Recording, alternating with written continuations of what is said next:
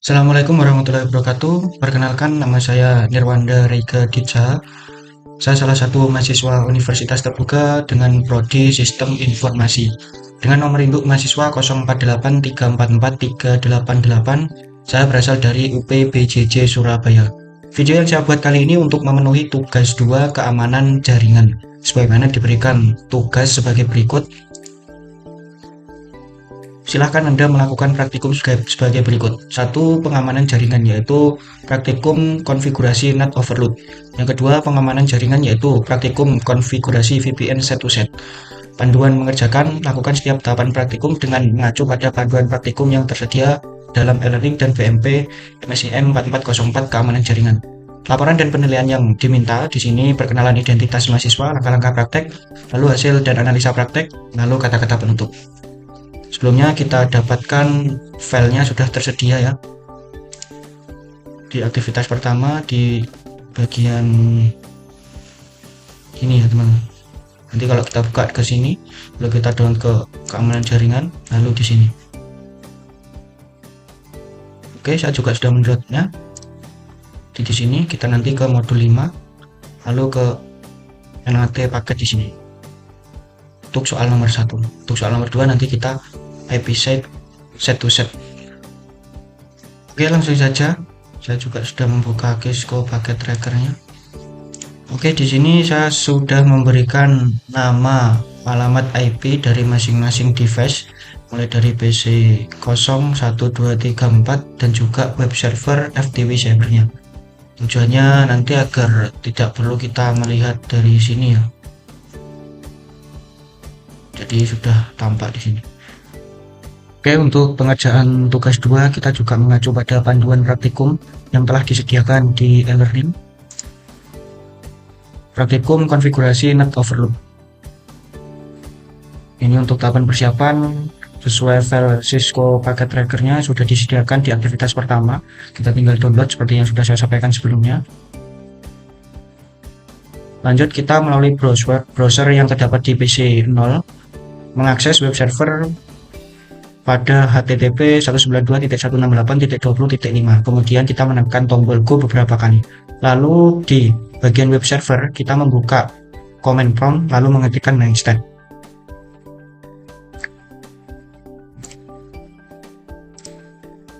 Oke, klik lalu di desktop lalu web browser. Sedangkan di sini kita desktop lalu command prompt. Di sini kita ketikkan net start, tapi jangan di enter lebih dahulu ya. Lalu di sini kita ketikkan URL-nya web server.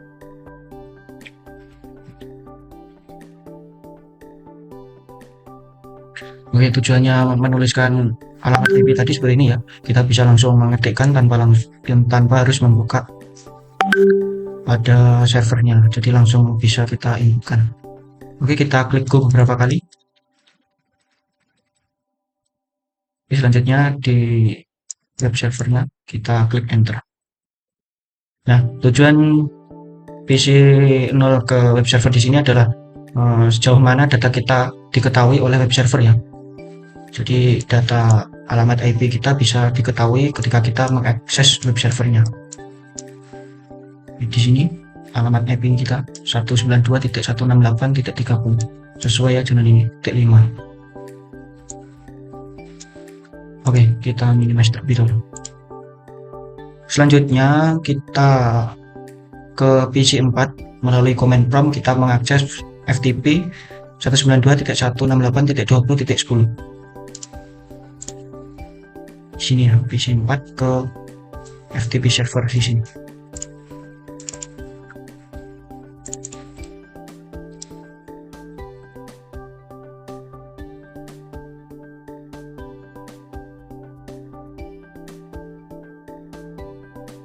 Lalu pada FTP server kita juga menggunakan netstart melalui command prompt yang terdapat pada FTP server.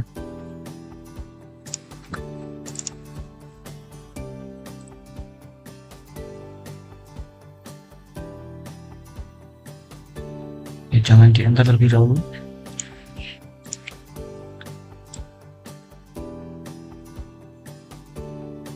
Untuk username-nya Kisco. Untuk passwordnya juga sama.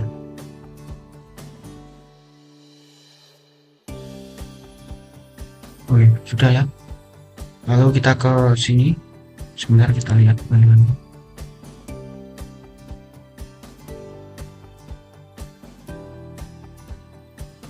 Kita enter next start-nya. Oke, di sini data PC 4, alamat IP-nya terbaca di FTP server itu 192.168.10.7.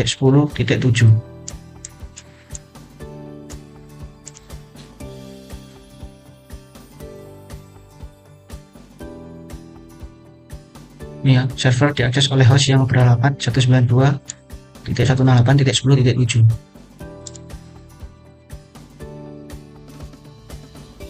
Lalu selanjutnya, pada skenario tugas 2 kali ini, nanti kita akan melakukan konfigurasi NAT pada R1 sehingga dapat memenuhi kondisi berikut. Semua PC yang terdapat di jaringan 192.168.10.0 dapat mengakses layanan web dan FTP server dengan memanfaatkan fitur NAT sehingga web dan FTP server tidak mengenali alamat pengirim asli yang berasal dari network 192.168.10.0. Jadi nanti kita melakukan konfigurasi R1-nya seperti ini ya, kurang lebih. Nah, sederhananya ketika jaringan di bagian sini nanti, device di bagian sini nanti ketika mengakses web server atau FTP server dengan memanfaatkan NAT nanti, alamat IP-nya tidak bisa diketahui aslinya. Jadi nanti kita terdeteksinya data yang masuk di web server ataupun FTP server tidak sesuai dengan alamat IP aslinya. Oke, langsung saja kita lakukan pengerjaan.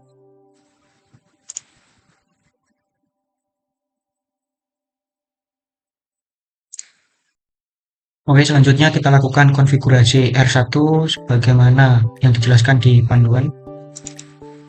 Kita klik CLA, kita geser sebelah sini.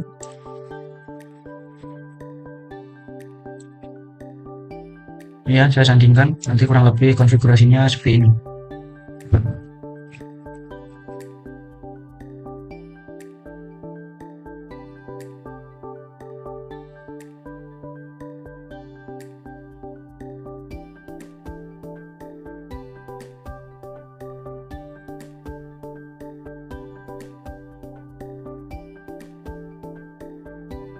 Oke, sudah selesai kita konfigurasi. Selanjutnya kita coba lakukan pengetesan.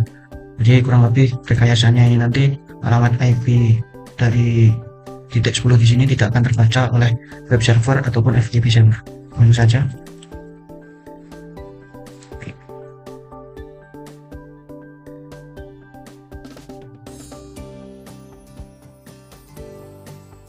Oke, di FTP server kita ketikkan netstat, tapi jangan kita lakukan enter. Selanjutnya di PC 4 ini kita masuk ke FTP server.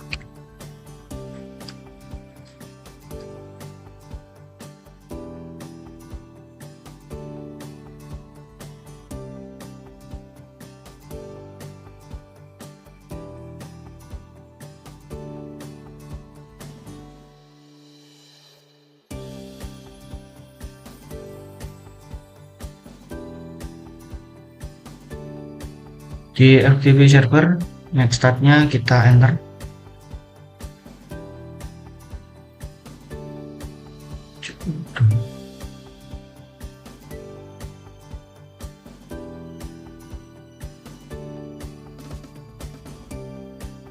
Oke, sebelumnya mohon maaf tadi ada sedikit kesalahan. Ini dari PC 4 kita lakukan akses ke web server. Kita ulangi netstat. Ini kita klik Google. Lalu di sini kita enter. Oke, yang kita konfigurasikan pada R1 sudah berhasil karena di web server di sini alamat IP dari titik 10 di sini sudah berubah ya. Jadi dia tidak terbaca alamat IP aslinya. Oke, kita bandingkan pada alamat IP dari PC kosong dan PC 1, yang mana titik 30 ini tadi tidak kita lakukan perubahan ya. Kita coba.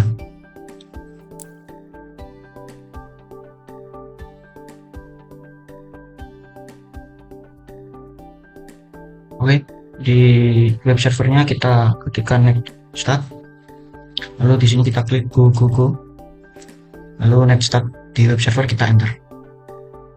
Oke, masih sama ya alamat IP-nya karena tidak kita lakukan konfigurasi atau tidak lakukan perubahan pada alamat IP di sini. Kita coba yang satunya lagi.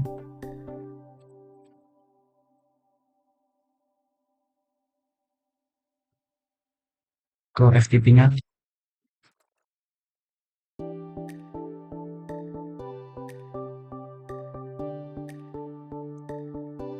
Ini juga sama. Oke, next step-nya di sini kita enter. Oke, di sini sudah benar ya. Sudah sesuai seperti yang diminta di panduan.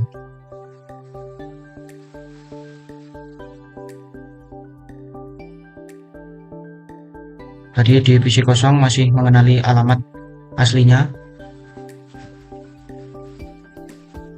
namun di PC 4 alamat IP-nya sudah tidak bisa dikenali. Oke, mungkin cukup itu untuk nomor 1.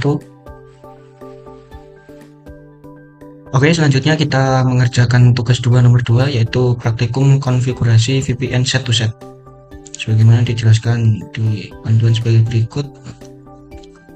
Ini instalasi Cisco Packet Tracker, file packet tracker set to set, sehingga muncul tampilan seperti ini. Kurang lebih seperti ini ya teman. Lalu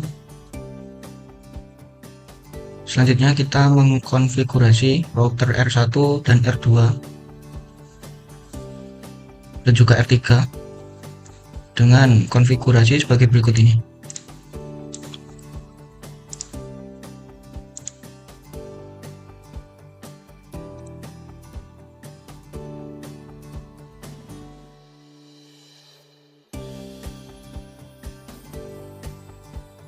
Oke, kita mulai dari router 1, kita klik CLI.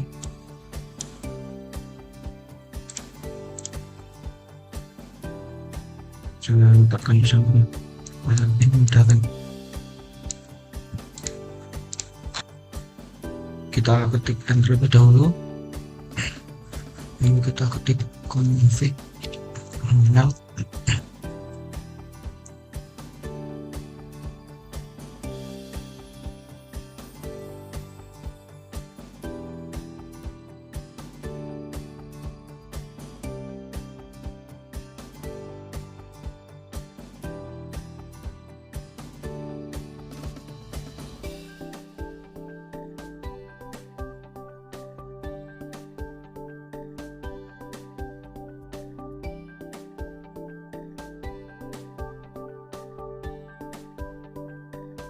Jadi nanti setelah kita lakukan pemrograman menggunakan kode di panduan di sini, nanti kita akan tampilkan sampai software version sehingga terdapat security KNN ya, security KNN ya.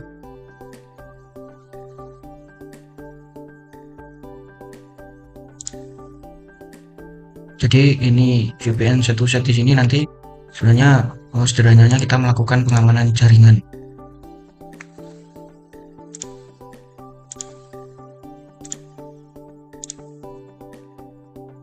Oke, kita lanjut.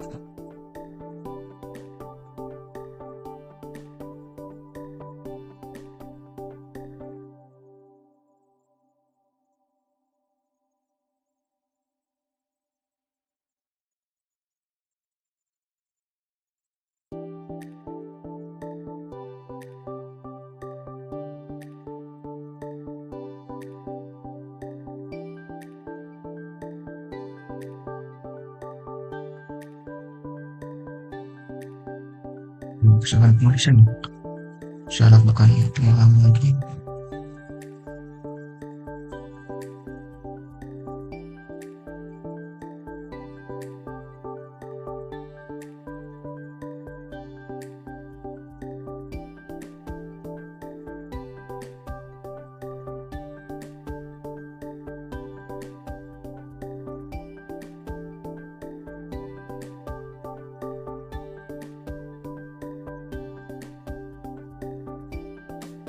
Ketika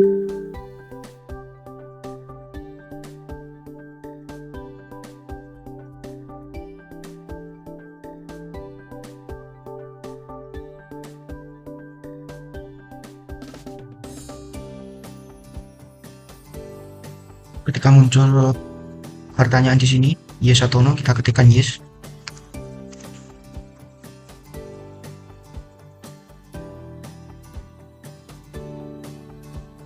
Lalu setelah itu kita ketikkan N.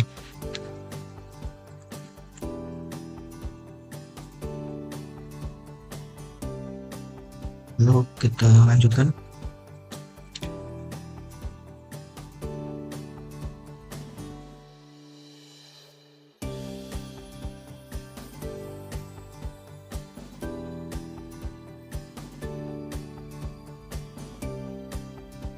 Ketika muncul pertanyaan lagi, kita masukkan startup config.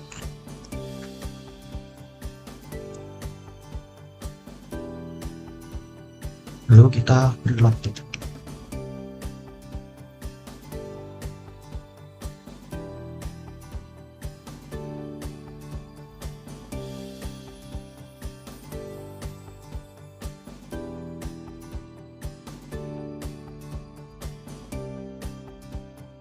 Ini keluar ya, kita masukkan ke enable lagi, lalu kita cek versi.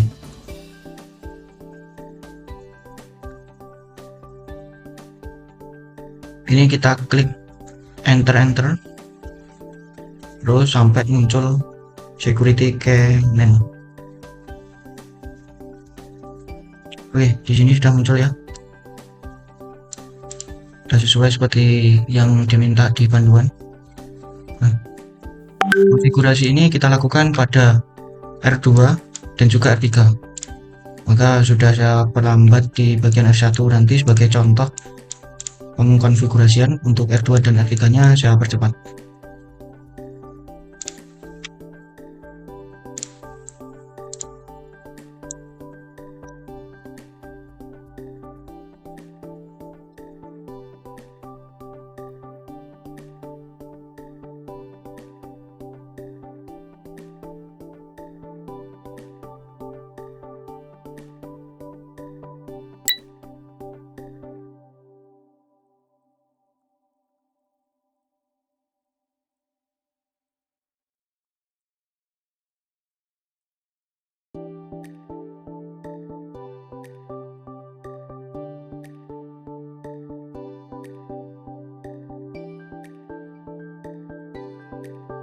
Oke, sudah saya lakukan konfigurasi R1,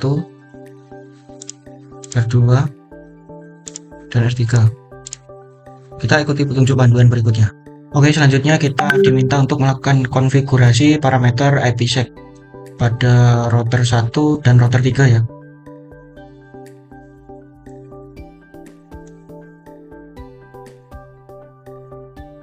Oke, sebelumnya saya sudah melakukan trial percobaan dengan panduan, namun ada sedikit kegagalan sehingga saya menggunakan alamat IP yang saya sesuaikan dengan alamat IP yang tersedia di Cisco Packet Tracker ini. Sudah cantumkan di sini.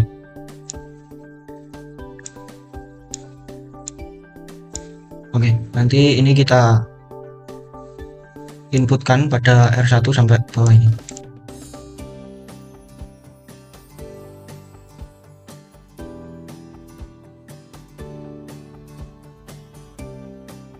Oke, di sini saya tadi sudah menginputkan semua yang diminta pada panduan. Lalu selanjutnya kita melakukan verifikasi hasil konfigurasi IPsec.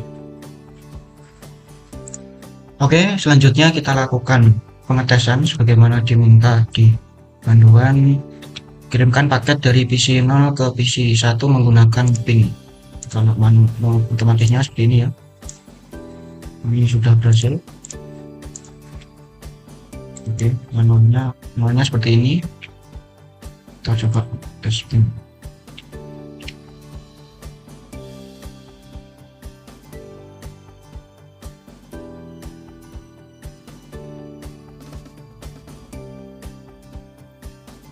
Oke, ini sudah berhasil juga 0% lossnya. Selanjutnya di sini kita diminta untuk menjalankan perintah show crypto episec SA di R1 atau R1.